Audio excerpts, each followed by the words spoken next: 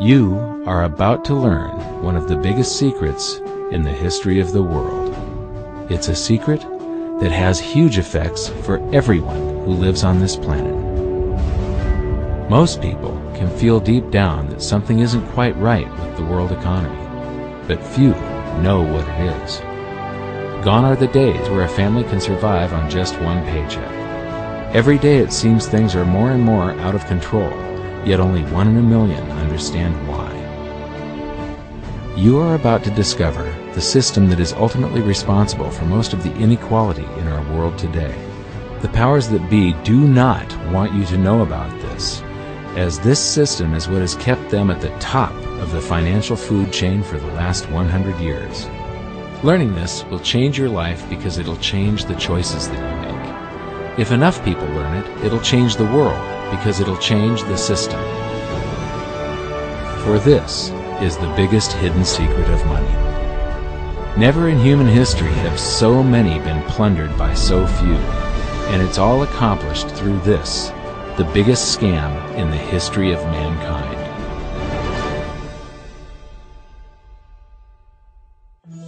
They say that money doesn't grow on trees, but the truth is that the modern banking system creates currency far faster than trees can grow.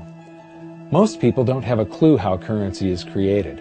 Economists and bankers make it sound so complex that people think they can't understand it. But I'm going to strip our monetary system down to its essence so that you can see the scam behind the curtain and just how it affects you. Every modern society creates currency in pretty much the same way. But since the US dollar is the majority of the world's currency, I'm going to use the United States as our example. It all starts when some politician says, "Vote for me and I'll make sure the government provides you more free stuff than my opponent will." But there's no such thing as a free lunch. So to provide that supposedly free stuff, the politicians vote for the country to spend more than its income. This is called deficit spending. To pay for that deficit spending, the Treasury borrows currency by issuing a bond. So what's a bond? If you think about it, a bond is really nothing but a glorified IOU. It's a pretty piece of paper with numbers printed on it that says, "Loan me $1 trillion today, and I promise over a 10-year period I'm going to pay you back that $1 trillion plus interest." But what you need to understand is that Treasury bonds are our national debt. These glorified IOUs are to be paid back by you and I and our descendants through future taxation. Therefore, when the government issues a bond, it steals prosperity out of the future so that it can spend it today. The Treasury then holds a bond auction, and the world's largest banks show up and compete to buy part of our national debt and make a profit on it by earning interest. You'll notice that as we move through this process, the big banks are there, taking a cut every step of the way. This isn't by chance, as you'll see shortly. Then, through a shell game called open market operations, the banks get to sell some of those bonds to the Federal Reserve at a profit. To pay for the bonds, the Federal Reserve opens up its big old checkbook and writes bad, bogus, counterfeit checks that should bounce because they're drawn on an account that always has a zero balance. There isn't 1 penny in there. To quote from the Boston Federal Reserve, "When you or I write a check, there must be sufficient funds in our account to cover that check. But when the Federal Reserve writes a check, there is no bank deposit on which that check is drawn. When the Federal Reserve writes a check, it is creating money."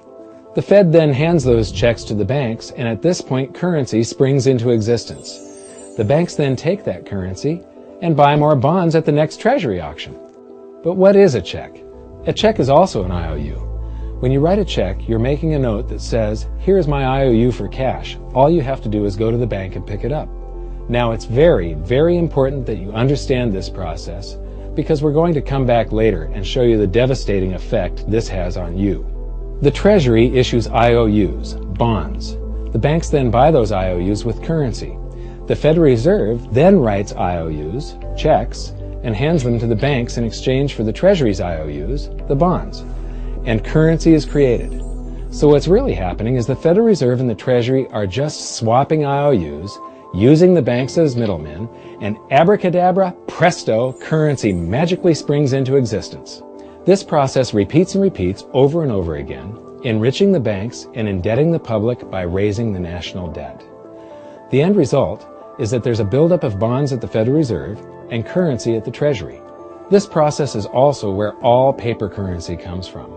The Federal Reserve and the government mistakenly call it base money because they didn't watch episode 1 of this series and they don't know the difference between money and currency. But I will correctly refer to it as base currency because it is not money. It is currency, and as we've learned, there is a big difference. Money has to be a store of value and maintain its purchasing power over long periods of time. We learned in episode 1 that earlier in our history, our paper currency was just a claim check. It was a representation for real money of intrinsic value, the gold and silver that was held on deposit at the Treasury. You could walk into any bank and slap your currency, like say a $20 bill, on the counter and redeem it for real money, a $20 gold piece. But now, this base currency that's piling up back here is really nothing but a receipt or a claim check on an IOU, that bond. So it's really nothing but a supply of numbers. The Treasury then deposits the newly created currency into the various branches of the government, and the politicians say, "Hey, thanks for that." And the government does some deficit spending on public works, social programs, and war. The government employees, contractors, and soldiers then deposit their pay in the banks. Now, this may come as a shock to you, but when you deposit your currency with the bank, you're not actually depositing it into an account to be safely held in trust for you. Instead, you're actually loaning the bank your currency, and within certain legal limits, they can do with it pretty much anything they please. This includes gambling in the stock market and loaning it out, at a profit, of course. Now this is where the machine of currency creation really gets cranking, because this is where something called fractional reserve lending comes into play. Fractional reserve lending is exactly what it says. The banks are allowed to reserve only a fraction of your deposit and loan the rest out. Although reserve ratios may vary, I'm going to use a 10% reserve ratio as our example. If you deposit $100 in your account, the bank can legally take $90 of it and loan it out without telling you. The bank must hold $10 of your deposit in reserve just in case you want some of it. These reserves are called vault cash. But why does your bank account still say you have $100 if the bank has stolen $90 of it?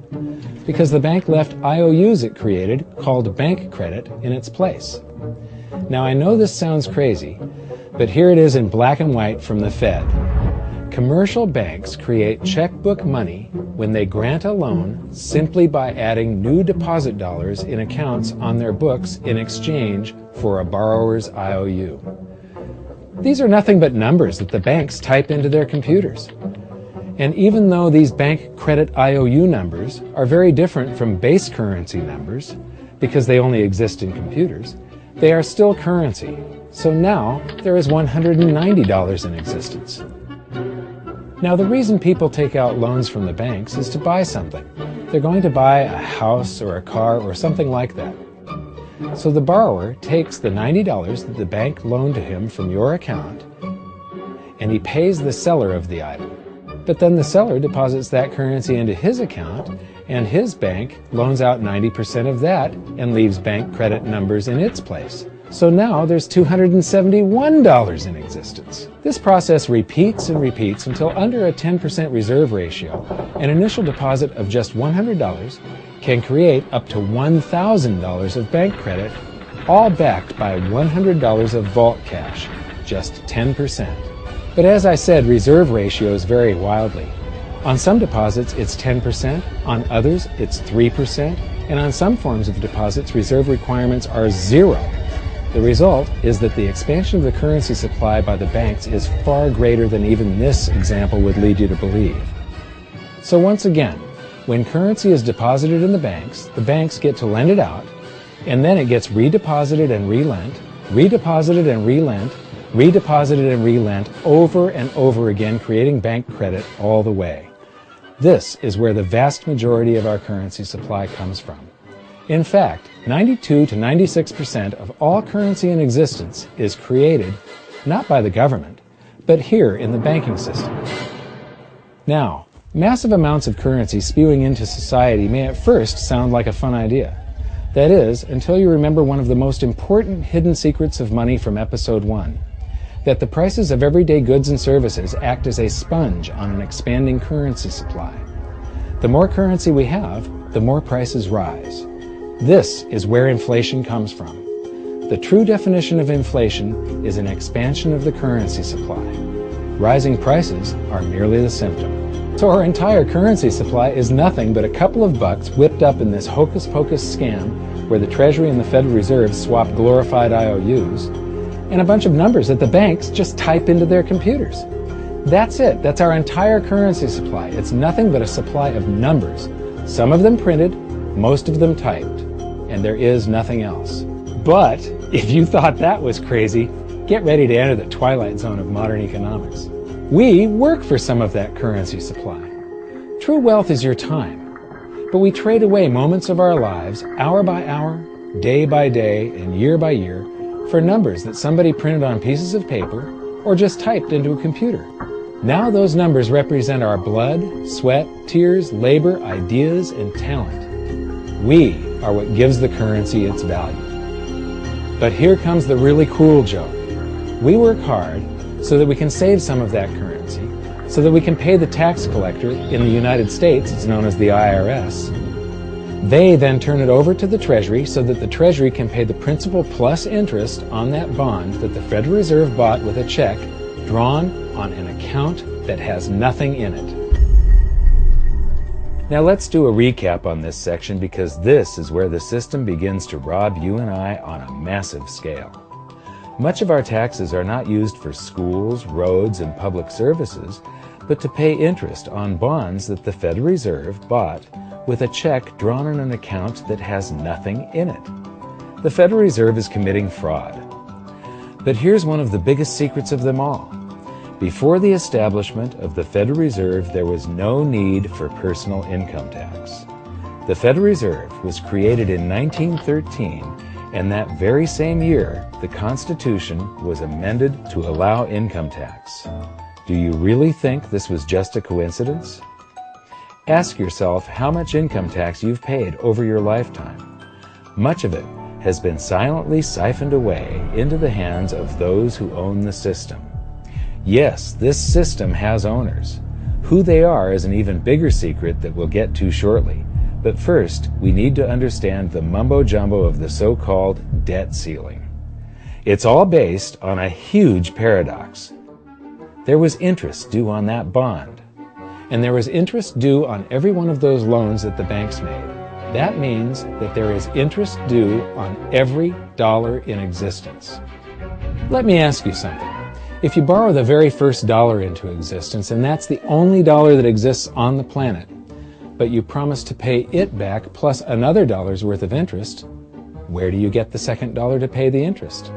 The answer is that you have to borrow that one into existence and promise to pay it back with interest as well. So now there are $2 in existence, but you owe $4, and so on and so on. The result is there's never enough currency to pay the debt.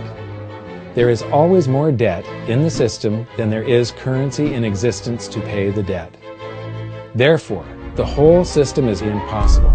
It is finite. It will come to an end one day. What would happen if the government stopped borrowing to do deficit spending? Are the payments on those treasury bonds going to stop? What would happen if the public stopped borrowing and going deeper into debt? Are your house and car payments going to stop? No. There is a payment due every month on the principal plus the interest on every dollar in existence, and those payments do not stop. If we stop borrowing, then no new currency is created to replace the currency that we used to make those payments. Whether you're making a payment on a loan or paying tax to make a payment on a bond, the portion of the payment that goes to pay off the principal extinguishes that portion of the debt. But the debt also extinguishes the currency. Currency and debt are like matter and antimatter. When they meet, they annihilate each other. If we just pay off the principal only on all the loans and bonds that exist, the entire currency supply just vanishes. So if we don't go deeper into debt every year, look what happens. The whole thing goes into a deflationary collapse under the weight of those payments. Politicians and pundits alike talk about balancing the budget, paying down the debt, and living within our means. They don't understand that that is deflationary. It is impossible to do under our current monetary system without collapsing the whole economy. This is why any talk of a debt ceiling is not only ridiculous, It's delusional. The system is designed to require ever-increasing levels of debt just to continue. And that's why politicians will always kick the can down the road and raise this so-called debt ceiling over and over again until the whole system finally collapses under its own weight. In other words, they don't want it to collapse on their watch. The Founding Fathers of the United States knew the dangers of central banking and fought to free themselves from this very thing. The Revolutionary War started out as a tax revolt, but now we must pay tax just to have a monetary system. Having just suffered through the hyperinflation of the continental dollar, which was printed into oblivion to finance the Revolutionary War, they understood the dangers of fiat currency and debt-based monetary systems. So to protect future generations from institutional theft and out-of-control government, they wrote into the Constitution that only gold and silver can be money for the simple fact that you can't print them. Our current system is not only unconstitutional, but it robs us of the liberty and prosperity our forefathers fought and died for. We are all feeling the effects of ignoring the Constitution right now. By forcing more currency into circulation, our purchasing power is diluted. Inflation is a slow and insidious stealth tax that is simply the result of this debt-based monetary system. This system empowers and benefits those who create the currency and receive it first, as they get to spend it into circulation before it has an effect on the economy. They're stealing purchasing power from you and transferring it to the banks and the government every hour of every day because of this false monetary system. And it's not like the people at the top don't know this. To quote the Federal Reserve, the decrease in purchasing power incurred by the holders of money due to inflation imparts gains to the issuers of money. This is a fraud. It is a pyramid scheme, it is a Ponzi scheme, it's a scam, and it's a lie. Our entire monetary system is nothing but a form of legalized theft. But here's the biggest con job of them all. The Federal Reserve is not federal. It has stockholders. There is no federal agency that has stockholders. What's a stockholder? A share of stock represents a percentage of ownership in a corporation. So the stockholders are the owners of that corporation. Therefore, the Federal Reserve is a private corporation with owners. And you can see it for yourself if you go to the Federal Reserve's website, and it will say, the stockholders receive an annual dividend of 6%. Now we know that the stock in the Federal Reserve was originally issued to the largest banks in the United States. But because of mergers and acquisitions through the years, you can't actually trace who owns the stock in the Federal Reserve. That's a very closely guarded secret. My guess would be that the owners are those primary dealers, the banks that get to make a profit by selling part of our national debt, those bonds, to the Federal Reserve, who buys them with a check from nothing. Then we pay tax to pay the principal and the interest on those bonds so that the Federal Reserve can pay the banks a 6% dividend. Don't be alarmed if you don't quite comprehend the deception of this system at first glance. Very few people do. It is purposely complex.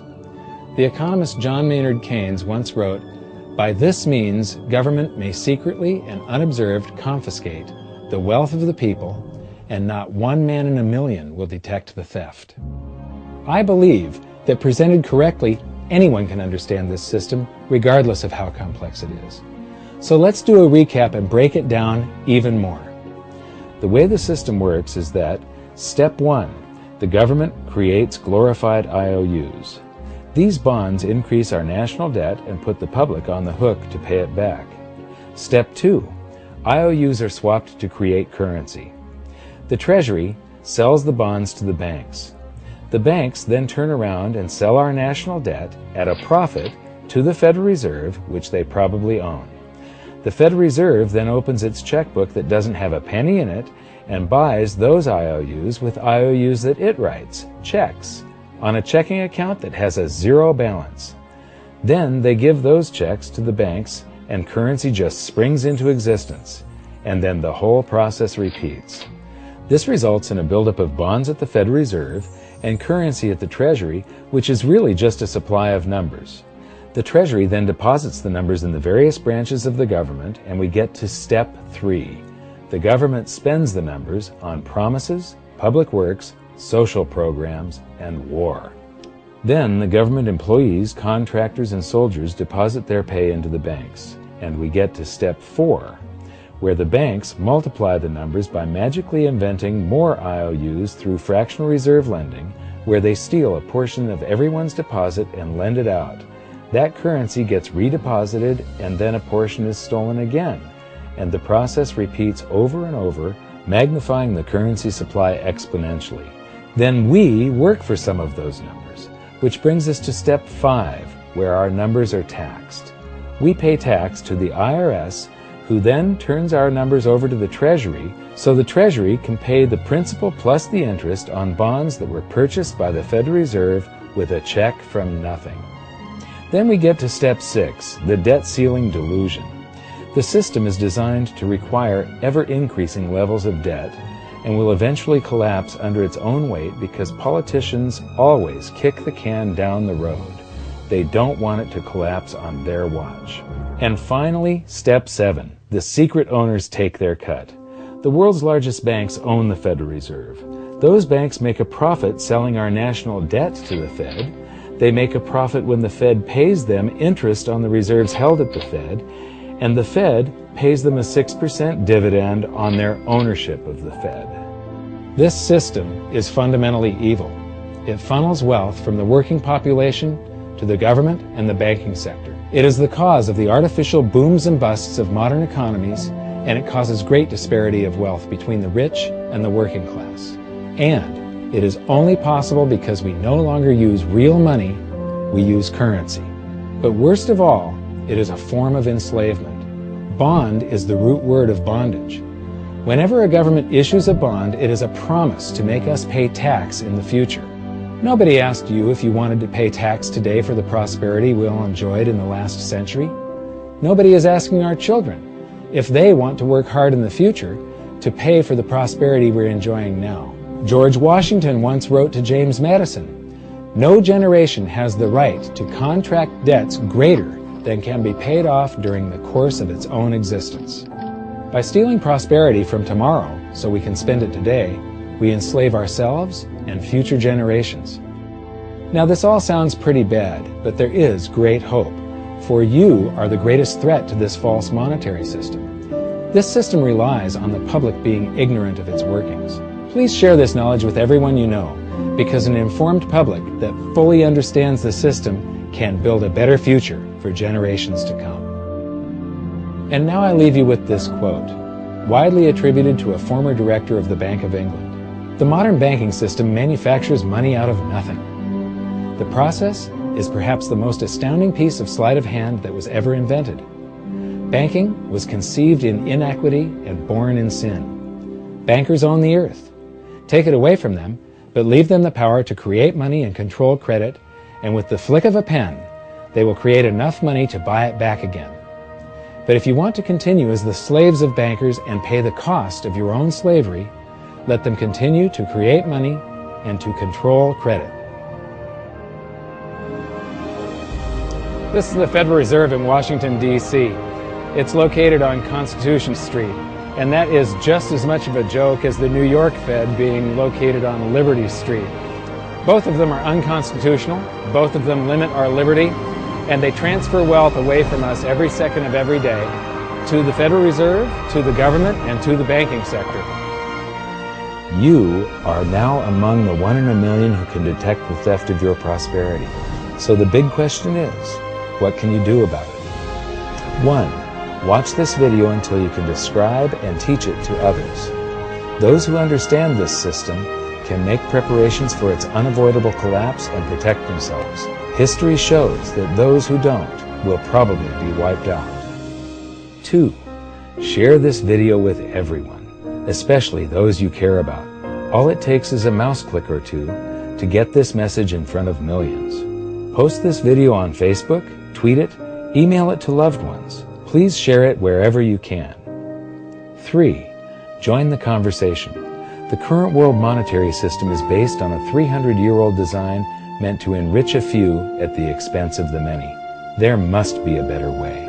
At hiddensecretsofmoney.com, we've created an open-source platform for the design and development of a new world monetary system. We're calling on every economist, every student, every college, every bright mind, and anyone who cares to join the discussion.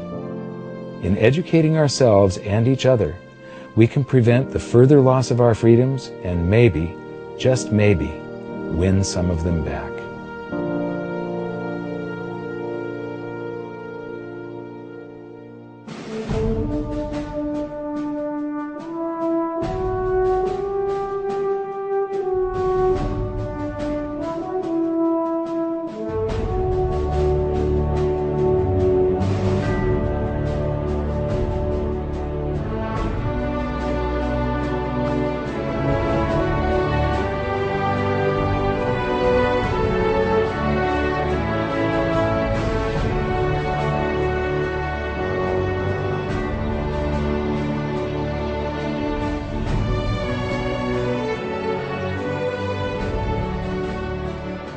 I think your episode 4 is very beneficial, very helpful. It's going to introduce these ideas to a lot of people, and like I've just been talking about, we have to change people's mind, and the more they understand it, the better. And I think we're at this point now where more people in the last several years, 4 or 5 years, have thought about the Fed than they ever have in the previous 95 years. So I think an explanation and diagrams to show it is very helpful, because quite frankly, they're not going to get it in their grade school. They're not going to get it in their high schools. They're not going to get it in college unless they're in a very rare circumstance to understand how this works. You know, for years before I got involved in really studying gold and some of the things I write and talk about today, I was a monetary economist for decades. You know, in your video, you talk about the primary dealers. I was chief counsel and chief credit officer, one of the largest primary dealers for 10 years. So I had an inside seat on the Treasury market and have the privilege of working with several former vice chairmen of the Board of Governors, Manley Johnson and David Mullins, going back to the 80s and the 90s. So I'm very immersed in what you were talking about. And I thought it was extremely accurate, extremely clear. I didn't think you were stretching on any points. It was really like something out of a PhD course, except that it was very easy to understand. I think it's accessible. I think we're seeing a little bit of a revolution in communications in the following sense. You know, as you point out, the Fed was created in 1913. Well, in 1913, there was no web, there was no YouTube, no Twitter. There was really no one to kind of stand up and oppose the Fed or call them out, if you will, or really get into a discussion that everyday Americans could follow. That's not true now with social media and everything else. You can reach out to millions and tens of millions of people and tell them what's going on. I think you've done that. You've done it successfully. I applaud it. I think this is a great video. I look forward to seeing it again. I know millions of people will enjoy it. Well, as we know, the Federal Reserve believes it can create money out of thin air, not realize money is supposed to represent real products and services. And what people don't realize is when the Fed does that, in effect, as Keynes pointed out, it's a form of taxation. It's a form of confiscation. And because people don't see it, the politicos get away with it, but it also undermines social trust. It just is corrosive throughout society. We're going to have a lot of turmoil in the coming years, but it's going to be the kind of turmoil that leads to positive things. So don't despair. Get out there and fight, because the tide is going to turn. This is going to be the status last stand. Thank you. This episode of Mike Maloney's Hidden Secrets of Money was brought to you by GoldSilver.com and the new Silver Pegasus Round. To learn how to protect your family and turn the coming economic storms into opportunity, visit GoldSilver.com.